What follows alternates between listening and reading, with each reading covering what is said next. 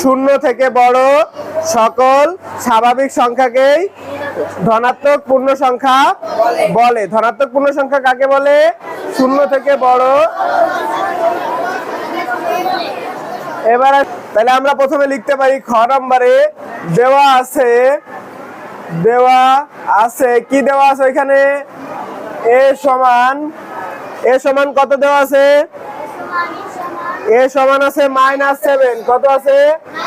-7। B সমান +10। C সমান -12। C সমান -12 আর ডি সমান -25। তাহলে এবার প্রদত্ত রাশিটা দেখি। প্রদত্ত রাশি কে একটু বলো তো আমাকে, প্রদত্ত রাশি কি ছিল? a minus B minus C bracket minus D, তাই তো? ঠিক আছে।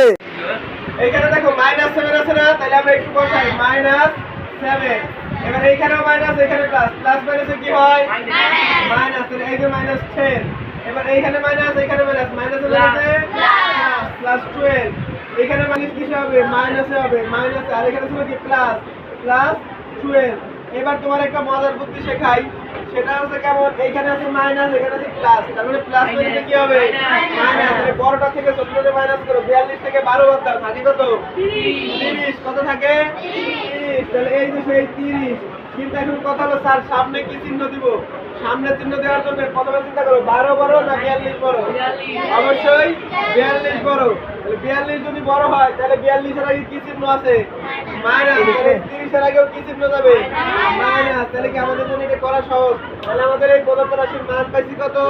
-30। Thank you so much.